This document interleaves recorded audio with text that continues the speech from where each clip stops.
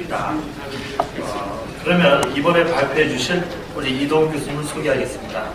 이동훈 교수님은 한국 고전시가 및 불교 철학과 서양 철학의 비교 연구의 전문가이십니다. 특히 마르크시즘과 형식주의를 종합한 문학 비평 이론인 화쟁기호학 이론의 창시자입니다. 굉장히 중요한 연구를 해오셨습니다. 현재 한양대학교 교수이시고요.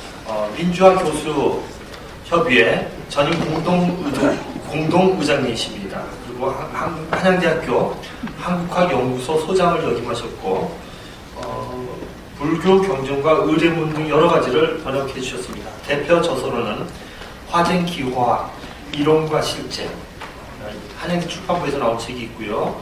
그리고 신라인의 마음으로 한국 유사를 읽는다는 책이 있습니다.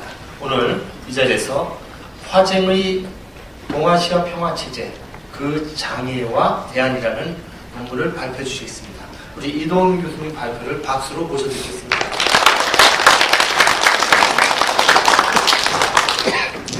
네, 이 자리에 서게 돼서 영광입니다. 발표를 성시하는 것으로 가름하고자 합니다. 여기 앞에 계신 와다 하루키 선생이 동북아 공동의 집을 말씀하신 이후로 왕의 교수도 계셨고 한국에서도 많은 학자들이 이 동아시아 공동의 어떤 집이나 공동체에 대해서 상당히 많은 논의들을 해주셨습니다. 그 논의들 가운데에서 우리가 또 한 번 이제 논의들을 한 번 더 업그레이드를 하기 위해서는 그 장애들이 무엇이냐, 우리가 당이론적으로 공동의 집이 서야 되고 동아시아 공동체가 만들어져야 된다는 것에 대해서 이의를 제기할 사람들은 없을 것입니다. 지금의 남북한의 갈등 문제뿐만 아니라 동아시아에 궁극적으로 평화가 오기 위해서는 동아시아 평화체제 내지는 동아시아 평화 공동체가 세워져야 된다는 것은 보수와 진보를 떠나서 모두 동의하는 사실입니다. 그러나 우리가 중요한 것은 당이론적으로 그것을 말하는 것보다는 그것의 장애가 뭐냐, 그럼 그 장애를 어떻게 우리가 극복하고 구체적으로 또 현실적으로 동아시아 공동체를 만들 수 있는 대안은 무엇인가, 거기에 원효의 화쟁사상은 어떤 지평을 열 것인가, 거기에 초점을 맞춰서 말씀을 드리겠습니다. 제가 첫 번째 장애로 생각하는 것은 어떤 점증하는 민족주의 및 타자에 대한 배제와 폭력이라는 것입니다. 지금 동아시아는 오히려 냉전 시기보다 더 민족주의적인 그 이데올로기가 더욱더 점증하고 있고, 거기서 각자 한국은 일본을, 일본은 또 한국을 타자화하면서 배제하고 폭력을 갖다가 강화하고 있습니다. 그래서 저는 개인적으로 지금 동아시아가 그 어느 때보다 전쟁의 위기가 상당히 높다고 생각합니다. 영토 분쟁 같은 것도 지금 있고 또 동아시아의 극우 정권들이 들어서고 이런 요인도 있지만 에너지 또한 고갈 위기에 있습니다. 그래서 에너지로 인해서 자원에 의해서 또 환경 같은 요인에 있어서 지금 전쟁이 일어날 가능성이 점증하는 데다가 지금 저는 개인적으로 한국 사회든 동아시아든 공황 직전의 어떤 경제 위기까지 닥치고 있다고 봅니다. 이런 여러 가지 경제 위기나 정치적인 갈등, 민족주의 이데올로기, 또 환경 문제, 이런 여러 가지 요인을 고려할 때 전쟁의 위기가 상당히 닥쳐왔다. 우리가 상당히 불감증에 걸려서 단순히 이것을 갖다가 대안을 세우지 못한다면은 그 전쟁이라는 파국이 닥칠 것이고, 그런다면은 저는 수백만에서 천만 이상도 죽을 수 있는 그런 전쟁이 올 수도 있기 때문에 우리가 그런 위기의식을 갖고 대안을 모색해야 된다고 생각을 합니다. 그럴 때 이제 이 민족주의적이고 또 서로 다른 민족을 타자화하는 어떤 이런 것에 대해서 어떤 대안이 있냐 할 때 우리가 그런 질문을 할 수가 있습니다. 교양과 어떤 이성이 가장 증대한 20세기에 왜 우리는 전쟁과 학살을 가장 야만적으로 겪었는가? 그런 질문을 우리가 던질 수 있습니다. 아우슈비츠 대학살에서 난징 대학살에 이르기까지 여러 학살들을 겪었습니다. 특히 난징 대학살 장면에서 어떤 일본 군인이 임산부의 배를 갈라서 거기서 아기를 꺼내서 그 아기를 불구덩이에 던지는 장면이 있습니다. 그것을 보면 우리는 인간이 얼마나 야만적인가, 인간에게 악마성이 있는가, 그런 식의 질문들을 하게 됩니다. 실적으로 그렇게 죽인 중국 사람들이 그 당시에 25만 명에 달했습니다. 어떤 일본군 장교 2명은 서로 100명을 누가 먼저 죽이나 내기까지 했습니다. 그랬을 때 많은 사람들이 과연 인간이 얼마나 폭력적이고 악마적인가, 왜 인간들이 저렇게까지 악한 일을 저지른가에 대한 많은 질문을 하고 답을 찾았었습니다. 그때 이제 첫째 답은 한나 아렌트가 어떤 의식이 없음이라고 단정을 했습니다. 한나 아렌트는 아우슈비츠 대학살을 주도했던 아이히만이 예루살렘 법정에서 심판을 받는다 할 때 그 법정으로 달려갔습니다. 그때 아이히만을 보고 더 좌절을 했던 거죠. 왜 아이히만이 악마의 얼굴을 하고 있는 것이 아니라 이웃집의 평범한 아저씨였기 때문입니다. 그래서 한나 아렌트가 내린 결론은 인간이 악마스러워서 그런 것이 아니라 평범한 선한 우리의 이웃집 아저씨도 어떤 생각이 없었을 때는 언제든 그와 같은 야만을 저질 수 있다고 생각했던 것입니다. 그리고 두 번째 답은 이제 스탠리 밀그램 실험을 주도했던 사람들이 찾았습니다. 스탠리 밀그램을 주도했던 사람들은 결론만 말씀드린다면 인간이 어떤 권위에 복종할 경우, 어떤 폭력을 갖다 명령을 내리는 사람에게 저항하지 못할 경우 또 폭력을 행한다고 또 답을 찾았습니다. 그러나 저는 그 두 가지 이유도 원인이지만 근본적으로 저는 인간이 동일성의 패러다임에 젖었을 경우 타자를 만들고 그 타자에게 배제와 폭력을 행하면서 동일성을 강화하는 것이 바로 인간의 속성이라고 생각합니다. 아까 난징 대학살이라든지 아우슈비츠 대학살에서 그 평범한 사람들이 그런 폭력을 저질렀던 것은 일본인이 한국인이나 중국인을, 백인이 유색인을 갖다가 타자로 만들고 그 타자로 만들었을 경우는 그 타자에 대해서는 배제와 폭력을 감행할 수가 있었던 거죠. 여러분도 아시다시피 백인들이 남미에 와서 수많은 학살들을 했습니다. 심지어 어떤 장면을 보면 선교사가 아기를 바위에 머리를 몇 번을 부딪히면 죽나 실험하는 장면이 있습니다. 그 장면 보면 선교사도 상당히 악마스러움을 갖고 있다고 하겠죠. 그러나 평범한 선교사가 그럴 수 있었던 것은 바로 백인이라는 동일성에 갇혔기 때문입니다. 같은 백인에 대해서는 그런 짓을 갖다 하지 못했겠죠. 유색인이기 때문에 거의 사람이 아니라고 생각하기 때문에 그런 폭력이 가능했던 것입니다. 그렇기 때문에 많은 학자들이 이제 동일성의 패러다임을 벗어나서 어떤 차이의 사유로 전환해야 된다고 말을 합니다. 그래서 들레즈 같은 사람은 이제 차이의 사유로 전환해야 되고, 그 다음에 개념적 차이는 언제나 동일성으로 환원할 수 있기 때문에 개념적 차이로 환원될 수 없는 차이 그 자체로 가야 된다고 말을 했습니다. 저는 이제 원효의 어떤 화쟁사상의 변동의 개념에서 그 들레즈와 비슷하면서도 다른 어떤 철학을 제시하고자 합니다. 그것을 굉장히 쉽게 여러분께 말씀을 드린다면은, 여러분이 상대방을 마주보면 상대방 눈동자에 여러분 모습이 보입니다. 그것을 우리나라 말로 눈부초라고 합니다. 눈 속에 부초라는 뜻입니다. 그 형상 자체가 부다 모습이기 때문이기도 하지만 그 눈부초는 굉장히 가까이 다가가서 보지 않으면 보이지 않습니다. 그래서 저는 그 눈부초가 단순히 형상을 표명한 것이 아니라 내 안에 타인과 공존하려는 마음, 상생하려는 마음, 타인에게 자비심을 베풀려는 마음이 바로 부처의 형상으로 드러난 것이라고 생각합니다. 우리는 실체론에서 벗어나야 합니다.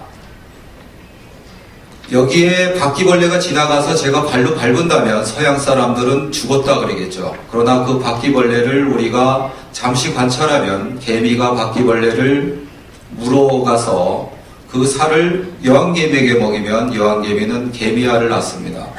그리고 바퀴벌레 껍데기, 케라틴에도 수억의 미생물이 살게 됩니다. 그 큰 틀에서 보면, 에코시스템에서 보면 바퀴벌레는 죽은 것이 아니라 바로 미생물과 개미로 전환한 것입니다. 지금 제가 말하는 이 순간에도 제 호흡으로 수많은 이산화탄소가 뿜어져 나오고 있고, 이 이산화탄소에 따라서 어떤 미생물은 굉장히 많이 번식하게 되고 어떤 미생물은 죽게 됩니다. 즉 대기가 변합니다. 그리고 이 변한 대기가 지금 이 찰나의 순간에 여러분들 몸속으로 들어가서 여러분의 몸을 변하게 합니다. 그리고 변해진 몸이 변해진 호흡을 토해내게 되고 또 그에 따라서 그 대기형 몸이 변해는 순환이 계속 일어나게 됩니다. 그래서 서양에서는 인간을 실체론적으로 봐서 비잉의 관점으로 봤지만 저는 인간이란 존재는 인터비커밍이다. 서로가 찰나의 순간에도 서로가 서로를 만들어주고 찰나의 순간에도 변함없이 서로를 변화시켜주는 것이 바로 인간 존재다. 그래서 우리는 인터비커밍의 관점에서 이 세상을 바라봐야 된다. 또 인간의 관계를 형성해야 된다. 이렇게 생각하고 바로 그런 관계가 한국, 일본, 중국 사이에도 서야 된다고 합니다. 다시 이제 눈부처로 들어가면서 눈부처 차이라고 저는 이 눈부처 차이의 패러다임으로 동아시아가 바꿔져야 된다고 보는데요. 그것을 제가 번박하게 하나의 픽션을 예로 들겠습니다. 이거 사실이 아닙니다. 나중에 듣고 착각하지 마시기 바랍니다.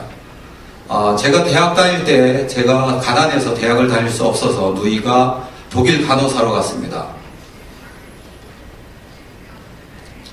그러던 어느 날 그 누나가 이제 꼬박꼬박 독일 간호사로 벌어다 주는 송금해주는 월급으로 송금해주는 돈으로 제가 대학을 다녔는데 어느 날 송금이 끊기고 그 다음에 누이가 죽었다는 사망 정보를 받았습니다.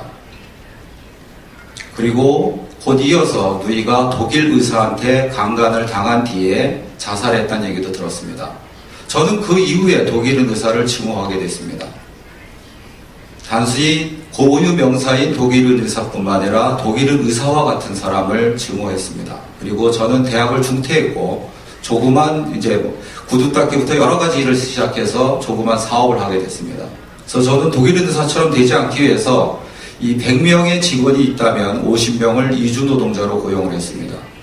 그리고 그들과 매일같이 밥을 먹고 주말이면 같이 술도 마시고 노래방도 가고 등산도 하고 축구도 하고 그렇게 지냈습니다. 그래서 이주 노동자들도 저를 사장님이라고 부르지 않고 형님이라고 부르거나 아니면 오빠라고 불렀습니다. 그러던 어느 날 제 아들이 저한테 와서 아빠야말로 아빠가 가장 증오하는 독일은 의사다 그랬습니다. 왜 그랬겠습니까? 제 아들이 어느 날 흑인 노동자를 데리고 와서 결혼을 하겠다고 그랬습니다. 그래서 저는 아들에게 내가 이주 노동자에게 상당한 관용을 베푼다고 하더라도 내 손자까지 흑인을 둘 수는 없다. 이렇게 대답했더니 바로 아들이 그렇게 소리를 질렀던 것입니다.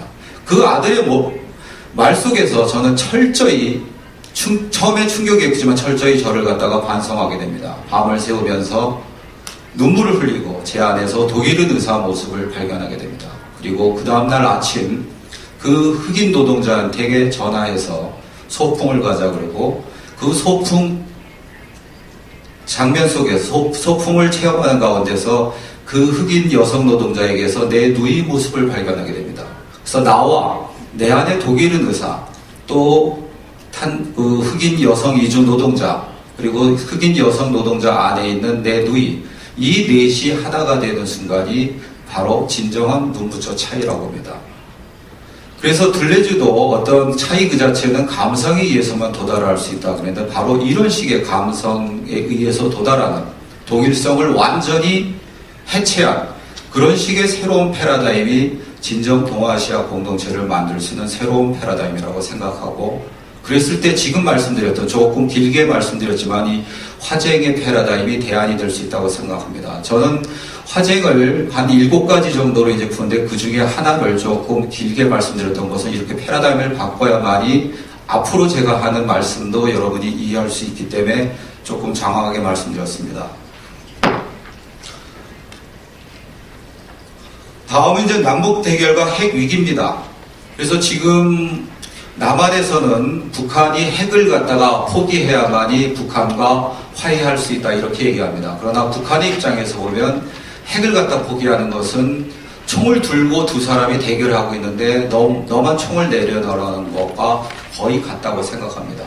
그럼 이 문제를 어떻게 해결하느냐? 저는 핵과 평화협정을 맞바꾼이라고 생각합니다. 평화협정이 가능하냐 그러면 육자회담을 통해서 충분히 가능합니다. 그래서 지금이라도 빨리 육자회담을 열고 그 6자 회담에서 단순히 남북한의 어떤 그 미시적인 평화 협정을 맺는 것이 아니라 근본적으로 남북한의 전쟁을 끝내는 평화 협정을 만들고 남북한 자체를 평화 체제로 전환해야 된다고 봅니다. 그것은 왜 그러냐면 동아시아 평화 체제라는 것은 동아시아를 갈등으로 만드는 동력은 바로 남북한의 대결과 갈등이기 때문에 그것을 없애지 않는 한 동아시아 평화 체제는 요원합니다. 그래서 동아시아 평화 체제를 만들려면 남북한 평화 체제를 만들어야 되고 남북한 평화 체제를 만들려면 지금 정전협정을 이제 끝장을 내고 평화협정으로 전환해야 되는 것이고 그 평화협정은 바로 6자 회담에서 가능하고 그 6자 회담에서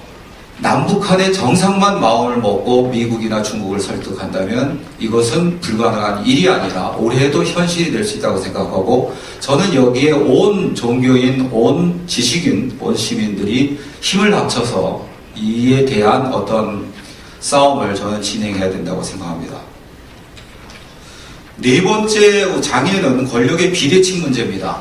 지금 거의 전 세계를 지배하고 있는 미국의 국력, 그에 비해서 북한이라는 것은 진짜 몇십만 대 1의 국력 차이가 나죠. 군사력에서부터 여러 가지가. 더구나 지금 미국은 중국 봉쇄 정책을 취하고 있습니다. 그렇기 때문에 지금 더욱더 이제 동아시아가 전략적으로 보더라도 전쟁의 위기가 상당히 지금 고조되고 있습니다. 아직도 작전계 5027이 여러 가지 변화했지만 5027이라면 단순히 북한에서 도발 징전만 보이더라도 미국은 북한을 폭격할 수가 있습니다. 그리고 실질적으로 두 번에 걸쳐서 폭격을 하려다가 카터의 협상이라든지 여러 가지에서 중지한 적이 있었습니다. 만약에 그 당시 폭격을 했다면 한반도가 전면전이 일어날 수 있었습니다. 그렇기 때문에 근본적으로 저는 이것을 소극적 평화체제에서 적극적 평화체제로 전환해야 된다.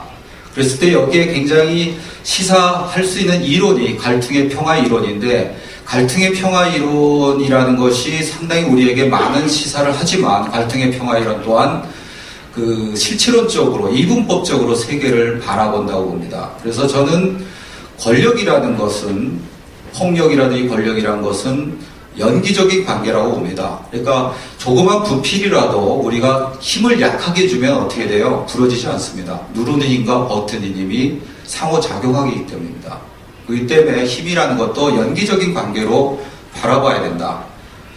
그래서 이제 적극적인 어떤 평화 이론에 연기론을 결합한 것으로 우리가 폭력과 어떤 평화에 대해서 새롭게 이론 체계를 갖다가 세워야 된다고 봅니다. 그래서 그 결론만 41쪽으로 와서 읽어보겠습니다. 적극적 평화를 이룩하는 초석은 동아시아 국가 사이의 권력의 비대칭 관계를 허물고 각국이 서로 동등한 입장에서 화쟁적 협력 관계를 형성한 것입니다. 남한은 북한을 을로 간주하지 않고 대등한 동반자로 대우하며 소파와 한미 FTA를 개정하는 등 미국과 남한 사이의 불평등한 관계를 개선한 것입니다. 그리고 그 다음으로 넘어가겠습니다. 그리고 중요한 것은 우리가 신자유주의 모순의 심화라는 이 우리가 발열되는 현실을 무시할 수 없습니다. 실질적으로 사회주의 국가인 중국마저도 지금 신자유주의 모순이 극대화되고 있고 그로 인한 빈부 갈등과 지역 격차가 중국 사회를 상당히 위기로 몰아넣고 있습니다.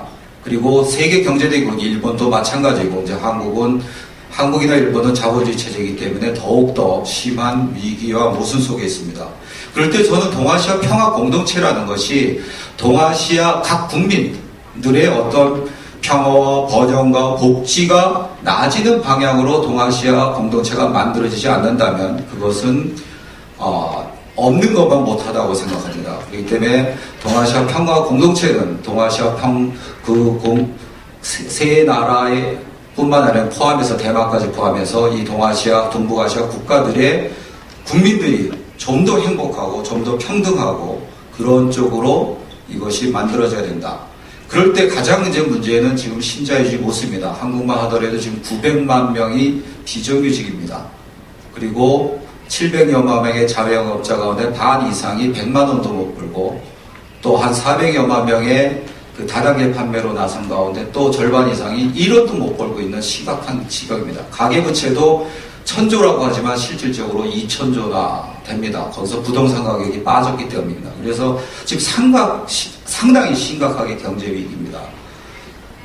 그렇기 때문에 이에 대한 어떤 대안이 나서야 된다. 그랬을 때 이제 여러 가지 이제 얘기들이 나오겠습니다. 그래서 43쪽에 둘째 달락으로 가겠습니다. 그럼 동아시아에서 신자유주의 체제에 대한 대안은 무엇인가? 유교가 가진 인본주의, 대동의 공동체 사상, 공익의 중시, 천인합일의 정신이 물질적 탐욕에 물든 대중에게 인간 중시의 가치를 심어주고 사회에 맞서서 공적 영역을 확보하고 개인화한 사회에 공동체의 지평을 열 수 있는 지혜를 줄 수 있기는 합니다. 하지만 신자유주의 체제에서 물적 토대의 변화에 따라 인간성과 도덕성이 파괴된 것이지 그 반대는 아닙니다. 토대의 변화가 없는 상부구조의 변화는 미봉책일 뿐입니다. 중국의 좌파 자유주의자나 한국의 자본주의 4.0이나 윤리적 자본주의의 지지자들은 시장의 균형과 공정성 확보를 통하여 건전한 자본주의를 추구할 수 있다고 주장합니다. 하지만 이는 시장에 대한 환상의 소산입니다. 월러스틴이 잘 통찰한 대로 거대 이윤의 원천은 시장이 아니라 시장의 작동을 억제하는 독점입니다. 자본주의 체제에서 공정한 시장이란 불가능한 유토피아이며 권력의 시장화와 시장의 권력화는 전형적인 자본주의 현상입니다. 신자유주의가 도래한 가장 핵심 원인은 자본의 유기적 구성을 고도화하면서 이윤율이 저하돼 있습니다. 세계의 헤게모니가 이태리, 스페인, 네덜란드, 영국, 미국으로 이동한 핵심 요인 또한 이자율입니다. 이자율이 최저를 기록하게 되면 반등이 있더라도 대체로 헤게모니가 종식되고 새로운 헤게모니가 등장합니다. 일본 민주당이 실패한 것에서 잘 알 수 있듯 제3의 길은 성장과 복지 모두를 손에 쥔 것이 아니라 양자를 모두 놓쳐버렸으며 GDP 대비 무려 200%에 달하는 정부 부처에만 남긴 채 신자유주의의 아류로 전락하여 버렸습니다. 이런 사례와 논증은 신자유주의의 대안이 토대를 중심화돼 그 개혁은 급진적이어야 함을 시사합니다. 가장 먼저 필요한 것은 신자유주의 희생자들인 비정규직 노동자, 정리해고자 등 동아시아의 서발턴들이 국가와 민족을 넘어서서 연대 조직을 결성하여 신자유주의 지배체제를 해체하고 비정규직과 정리해고를 철폐한 운동을 전개하는 것입니다. 둘째로는 소극적 자유의 어떤 적극적 자유와 대자적 자유를 종합하는 것이라고 봅니다. 우리가 자유라는 것을 소극적 자유로만 되게 바라보고 있습니다. 그러나 제가 어느 구속에서 벗어나는 프롬 프리덤뿐만 아니라 내가 자기를 실현하는 자유, 이 세계에 대해서 제 나름대로 주체적 대응을 해서 이 세계를 개조하는 자유, 그런 적극적 자유가 있어야 되고, 그럴 뿐만 아니라 제가 누군가를 도와서 그 사람이 행복을 느끼게 하는 순간 저도 환희심이 일어납니다. 바로 그것이 대자적 자유입니다. 이 대자적 자유를 구현하는 순간 정의와 자유가 일치합니다. 막스도 저스티스를 어떻게 정의하냐 하면 타자를 자유롭게 하는 것이라고 정의하고, 그거는 불교의 자비심과 거의 똑같은 개념입니다. 바로 이런 식의 세 가지 자유를 종합할 때 신자유주의 자유론을 우리가 극복해서 자유가 곧 정의, 자유와 정의가 대립하는 것이 아니라 자유와 정의가 하나가 되는 그런 가치와 그런 가치에 부합하는 사회를 일궈나갈 수 있습니다. 그리고 또 하나는 자본주의 바깥에서 이 자본주의를 무너뜨리고 우리가 새로운 어떤 공동체를 만들 수 있다고 봅니다. 거기에 협동조합이나 가라타니 고진 같은 사람이 얘기하는 어소시에이션 같은 것도 대안인데, 바로 지역에서부터, 동아시아 각국의 지역에서부터 지역의 공동체를 만들고 그 공동체와 협동조합 같은 것을 결합한 뒤에 그런 거에 협력체를 동아시아 차원에서 건설하는 것이 필요하다고 생각합니다. 그리고 정치적 민주주의와 경제적 민주화를 이제 종합하는 것이 또 하나 되겠고요. 그 다음에는 미국에 맞서서 어떤 동아시아 금융과 신용의 자립을 깨하는 동아시아 개발은행이라든지, 우리가 또 스탠더드 앤 푸어스나 무디스 코퍼레이션에 대응하는 동아시아 어떤 신용평가기관도 만들어야 된다고 봅니다. 그 다음에 또 하나는 어떤 공공영역을 확보하는 것입니다. 근데 이 공공영역은 하버마스가 말하는 그런 공공영역의 개념뿐만 아니라 바로 동아시아적 특성에 맞는 공공영역을 만들 수 있고 또 되살릴 수 있다고 생각합니다. 우리나라를 연구한 사람들이 조선족 향촌사회를 되게 피지배 계층의 어떤 사회로 연구하지만은 제가 볼 때는 그거보다 더 밑에 둘의 공동체 같은 분이 있었고, 둘의 공동체에서는 상당히 공이라는 것을 중요시 여겼고, 그와 반면에 유교적인 지배 질서는 공을 공익관 이런 거와 유사하게 여겼습니다. 그러나 둘의 공동체에서는 공을 공익이란 뜻만이 아니라 공정함, 공평하게 분배한다. 이런 식의 세 가지 개념으로 공을 생각했습니다. 그래서 그들은 관을 무소하다고, 공으로서 관을 무소하다가도 그들이 공정성을 잃었다고 했을 때는 과감히 연대해서 관과 맞서서 싸웠습니다. 그렇기 때문에 조선조에 밀란이 일어나는 근거지, 또 일제시대 때도 의병항쟁이 일어났던 근거지가 바로 이런 둘의 공동체였고, 그 둘의 공동체는 모든 주민들이 똑같은 권한을 갖고 인민주권을 확립하고서 마당이라는 곳에 모여서 하버마스가 말한 그런 의사소통성 한미성에 의해서 공공성을 확보하고, 그걸 통해서 자기네들이 추구하는 정의로운 가치들을 함께 해나가고, 또 상당히 수많은 것들을 같이 공동소유해서 농기구 같은 걸로 해서 공동생산하고 공동분배하는 그런 공동체를 일궈나갔습니다. 이런 식의 것들이 저는 중국과 일본에도 많다고 생각하고, 그런 것들을 하버마스가 말하는 공공의 개념, 의사소통적 합리성을 통한 공공의 개념하고 결합하는 것들이 작업이 이루어져야 된다고 봅니다. 그 다음에 동아시아의 어떤 근대를, 차이의 어떤 다중의 근대성을 바라봐야 한다고 봅니다. 그래서 이것을 이제 서구의 어떤 근대화 모델로 바라보는 것이 아니라 동아시아는 동아시아와 다른 근대성을 추구했습니다. 뭐 이거 설명하려면 길어서 간단히 제목만 말씀을 드리겠습니다. 그래서 우리가 이것을 48쪽으로 이제 가시죠. 그래서 화쟁의 어떤 공동체를 이제 만드는 것입니다. 그래서 우리나라 사람들은 뜨거운 국을 먹으면서 시원하다고 말합니다. 그러죠? 그 다음에 뭐 번박한 말씀이지만은 삶의 최고의 순간에 올랐을 때 죽인다라고 합니다. 그럼 이제 서양이 이분법을 가진 사람들이 이해를 못합니다. 같은 관계 사유로 하는 동양인인 중국과 일본 사람들도 뜨거운 국을 먹으면서 시원하다고 말한 한국 사람은 이해 못합니다. 그것은 한국인에게서는 뜨거운 시원함이 가장 맛있는 것이기 때문에, 죽이는 삶이 가장 최고의 삶이기 때문에 우리가 기분이 좋을 때, 또 삶의 최고의 순간이 이르렀을 때 죽인다라고 말한 것입니다. 그런 식의 화쟁식의 어떤 A-O와 나대가 아니라 A&나대의 패러다임으로 동아시아 공동체를 만들 수 있다고 봅니다. 각각의 동아시아가 중국다움, 일본다움, 한국다움을 말하는 것이 아니라 중국다움, 한국다움, 한국다움, 중국다움, 일본다움, 중국다움, 그런 것들을 만드는 것입니다. 대화란 것은 나와 코드와 같은 자와 하는 것이 아니라 나와 코드의 다른 자, 타자 속의 타자들과 대화해서 하나가 되는 것이 바로 진정한 대화고, 그런 식의 화쟁의 관계를 동아시아 나라 사이에, 문화 사이에 있어야 된다고 봅니다. 그 다음에 시간 관계상 딱 하나만 말씀드리고 끝내겠습니다. 우리가 이제 손님이라는 것을 이제 맞습니다. 그럴 때 어떤 손님은 우리가 두려워하고 어떤 손님은 환대를 합니다. 그래서 서양에서도 이주도 노동자 문제를 비롯해서 여러 가지 문제가 있을 때 어떻게 하면 환대받는 손님으로 우리가 맞을까에 대해서 얘기를 합니다. 그럼 언제 우리는 손님을 두려워하고 언제 우리는 손님을 환대하겠습니까? 그 기준이 뭐겠습니까? 저는 소유를 지향하느냐 교환을 지향하느냐 그 차이라고 봅니다. 소유를 지향하는 개인이나 집단에서는 손님을 두려워하게 되어 있습니다. 그러나 교환을 지향하는 개인이나 집단은 손님을 환대하게 되어 있습니다. 인류 사회는 막스가 본 것과 다른 차원에서 본다면 원시대부터 지금까지 끊임없이 교환을 이뤄왔고, 그 교환을 통해서 인류는 협력과 공생을 추구해 왔습니다. 그래서 우리가 무조건적으로 상생하자, 같이 잘 살자가 아니라 이런 교환 관계, 그러니까 경제적인 교환에서부터 지식의 교환에 이르기까지 이 교환 체계를 활성화하는 것이 바로 동아시아의 화정 공동체를 잘 세울 수 있는 길이라고 생각합니다. 감사합니다.